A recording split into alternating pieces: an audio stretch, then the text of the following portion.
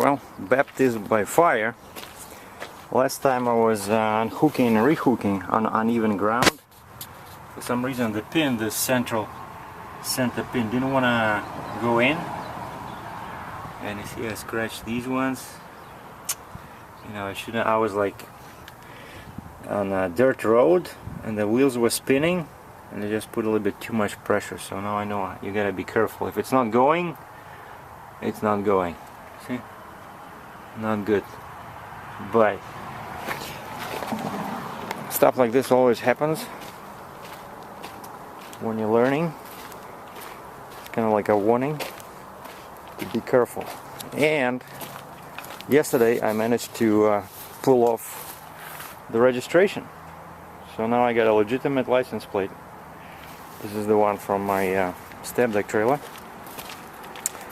I got all the paperwork, so now Monday I'm gonna do the I'm gonna deal with Landstar to complete the adding this trailer to the fleet.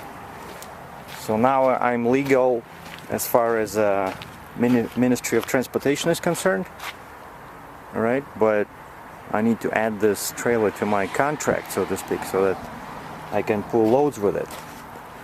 And what I'm doing today is I'm taking the truck for polishing to that guy. Wheels, tanks, and I'm gonna clean up the rust. But now I need to change the headlight. Yeah, I didn't find the Night Hawk, the bright one, but I found this Extra Vision. Extra Vision, this is 15% more light, 15% more brightness. And you see that code H6054 that I found on that box. It works. Okay, what do they have there? They have this cross.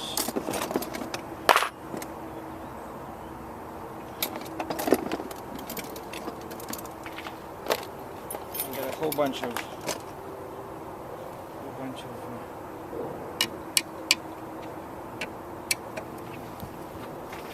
there's two sets of screws. These ones they call this outside chrome part, and then there's other ones that called that adjust the position of the light. Aiming. The last thing I want to do is I want to lose screws because it's dirt in here. Oh. Alright, so we remove the cover. Now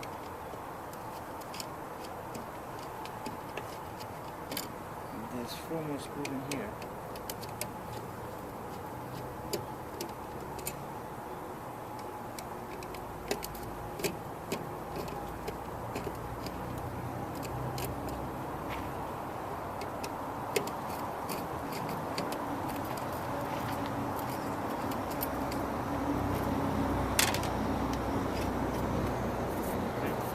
Thing holds the headlight in place, I think,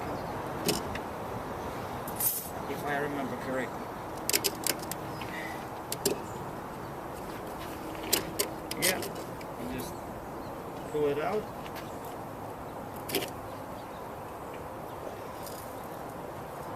Wow.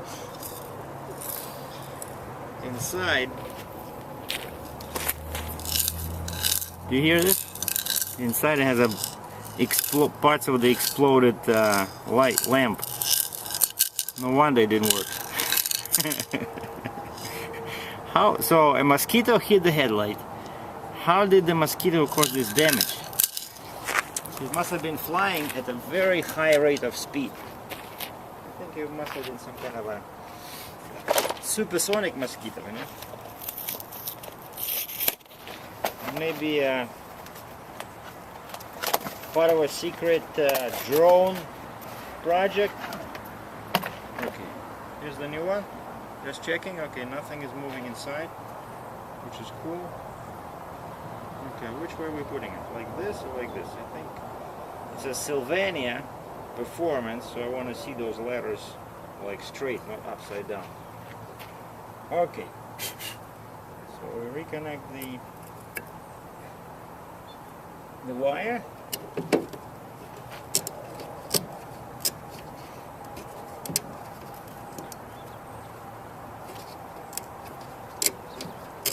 Put this in. Okay, now we reconnect this little plate.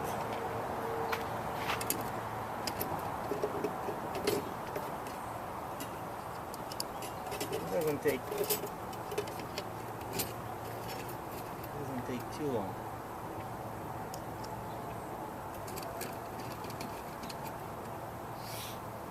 It's probably just one beer job maximum.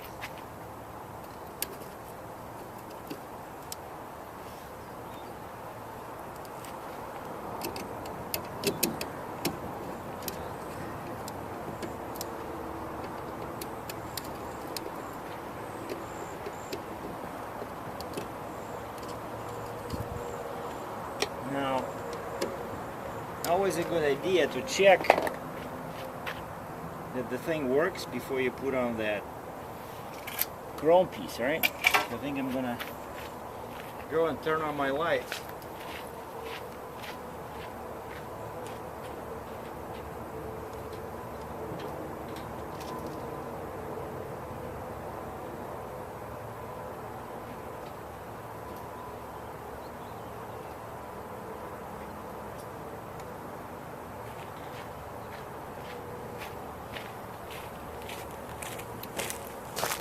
Beautiful.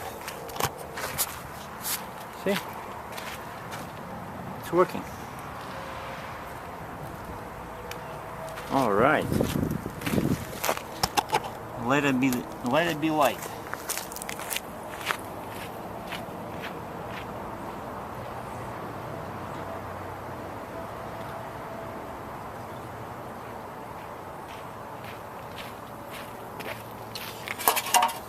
Just reconnect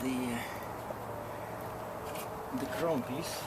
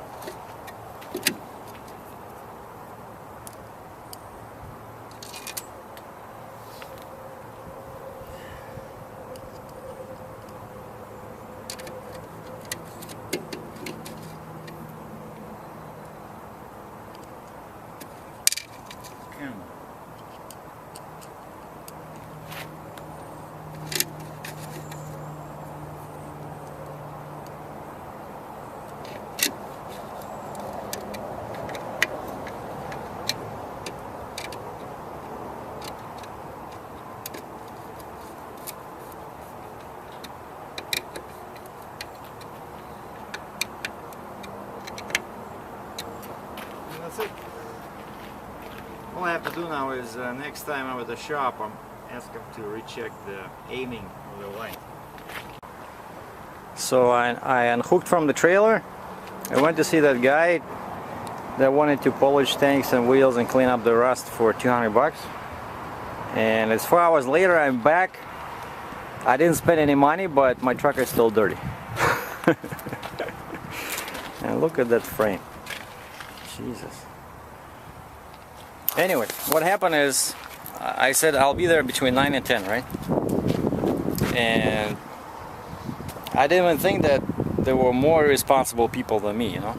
So I went and bought the paint, and I'm driving there, and I sent him a text message. I'm saying, you know, I'll be there at 9:30. I look at my GPS, it says 9:30 ETA, estimated arrival time.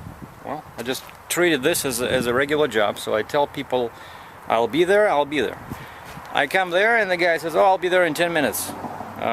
Okay, then his mom brings him over in a car. Young kid, maybe, I don't know, 18 years old. And I show him the paint, and he says, oh, all I need to do is just, there's a Canadian Tire next door. He'll buy polish And I said, yeah, you buy polish and just bring me the receipt and I'll pay you for, you know, on top of the 300 that I promised. And he said, okay. I said, what do you figure time-wise? How long are you going to be? And he says, well, maybe probably before 3 I'll finish. And I said, okay. I lock the truck, leave it here in your yard, whatever this, he was using that space there. And I said, I'll go to a coffee shop. So I went to a coffee shop. I sat there till my butt started aching. I look at the watch on my computer, at the clock, it says 12:30. Okay, I thought, you know, I would check with the guy, see how far he went, how much progress he made. And so I call him, no answer. Okay, I'm thinking the guy is busy, right, working on the truck. And he had that electric thing, you know, to polish the tanks. One of the reasons why I hired him, why I didn't want to do it myself, like manually. So I sent him a text, no answer. Then like 10 minutes later there's a text saying, oh, I had a family emergency, I am on my way back there now. That sounds kind of weird, you know, so I figured. And it's a strange yard, there's some strange guys walking around. One guy was asking me how expensive are my tires, how much they cost. So I started walking there, thinking that maybe by the time I'm there, my truck will not have tires, you know, because I never been there. I don't know this guy, right? So you gotta be careful. So I come there and my truck looks exactly like I left it, you know, unpolished, uncleaned, and my the paint still stands on. There was a little table there. The paint can still sit there. There's no sight of the kid.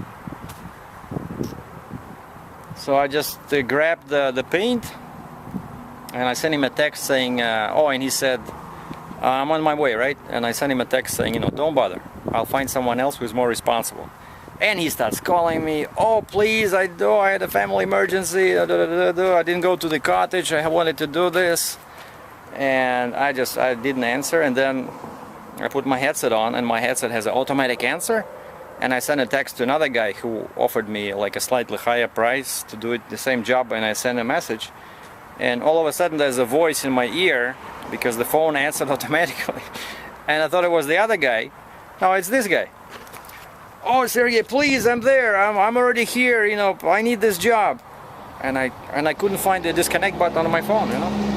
It disappeared somehow. I said, I'm sorry, you know. I just wasted 3 hours of my life. You're fired, you know. Please don't call me. So anyway, I decided I'm not gonna trust other guys. Tomorrow I'll go to a truck wash and use high pressure wash, and I'll just clean up this thing, because right, I'm not gonna prepare it for show. All I need to do is just get rid of this stuff, and it can be done. This can be done with a high, you know, pressure water, and that's it. And I already have the paint, and I'll just paint it afterwards, you know, just to make it look a bit better in pictures. And then I'm gonna buy some chemical. I think there's last time I used, there's something you can spray on the wheels before you wash them, and this will take off some of the dirt. And then one guy suggested I'm gonna buy a thing you can spray on your wheels to make them shiny, you know, like glossy. And that's it. I'll clean the tank again, see if I can find any chemical to clean it up. And so that's gonna be it. And then Tuesday they're gonna do the interior detailing, and I'm gonna buy a seat. And then so tomorrow I'll take good pictures of the outside of the truck, and then Tuesday, when the interior is clean and another seat is installed, I'll take pictures inside, and that should be it. Should be good to go. But on a different note, here's what happens when you don't follow the RTFM rule. Read the manual. This was the first time I uncoupled from the trailer, and I missed one important step. Right, just check the position of the gooseneck in my truck. So it's way below the frame of my truck. And you know, I had no idea it would go this low. And it started dragging on the frame, and I had difficult time getting from under it, you know, because I'm used to a regular trailer. And you see it was dragging here, right? And then I come to the trailer to check, and I find this piece on the ground. It looks like an important piece, and I figure, I think I saw it somewhere. Hey, that's what it is. It's part of the glad hand. So the glad hand was, see the scratch over here? You know, but that's how you learn. This, of course, this is stupidity, you know, when you don't read the manual and you... No, but because, you know, in my...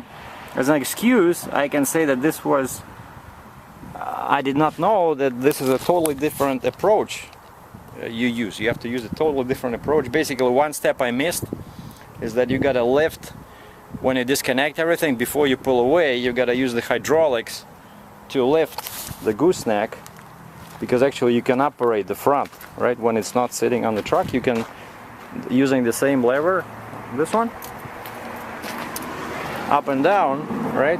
When you're not connected to the, not only does it affect this side, but it also affects this side, right? And I did not realize that you can raise the front and basically drop like that, but this is no big deal. It's just, it happened to me. They're very easy to break because this is like cast iron. It's very flimsy. I already replaced this on my step deck trailer a couple of times because I used a hammer to hammer the cable from the truck in, and this thing just broke. So the same thing. I think it also was on a blue glad hand. But yeah, so I did not damage anything else, like no serious damage, but it's just like, you know, a reminder, like you gotta be smart, you know, with these things, because this stuff is really dangerous. So when this happened, I was driving to see that kid, right? And I'm thinking, okay, what I'm gonna do now? How do I reconnect? And I figured I would go ask there's a forklift here in this this area, in the building. Someone else is renting the space there. They have a forklift, and I figured I would get a piece of wood and put the piece of wood under here and like hold it like this, and so that the guy can come with his forklift and raise the gooseneck so I can back under it. What an idiot. So I'm sitting at the McDonald's and I finally started reading the manual, which I was supposed to read 1 week ago. And I'm reading that flimsy manual because I scanned it into my computer, like big letters, everything easy to see, and actually there's only 4 pages like that are really important, and what I did, I do that often, it helps me remember things. I just retype them, you know. I just took that text from that PDF file and I retyped it, part retyped, part copied and pasted into an Office document, like Open Office I use, or like Microsoft Word, the same thing. And then I printed them out, and now I have 4 clear pages.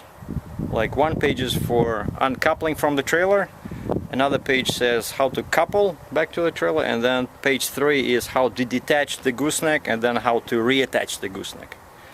And why I had the trouble last time hooking up on uneven ground is because I was trying to back all the way, and now I started reading the manual. It says do not back all the way to hit your pins. You gotta stop, you know, just short of the trailer, and then use the hydraulics to make sure that you are in the proper position, you know. So yeah, you gotta read the manual. But that's it for today, so I don't feel like doing anything else to the truck and trailer. I'm gonna go read the manual again and maybe read my photography book, because tomorrow I'm gonna be taking lots of pictures when I wash the truck, and I need to do my maintenance report on the truck. Just, you know, look at 3 months back, what repairs I did, and just compile a maintenance report, and then Monday I'm gonna send it to Landstar, otherwise they're gonna take me off the system again. So it's a weekend, but I'm still working. So thanks for watching. I'm SERGEI DRATCHEV.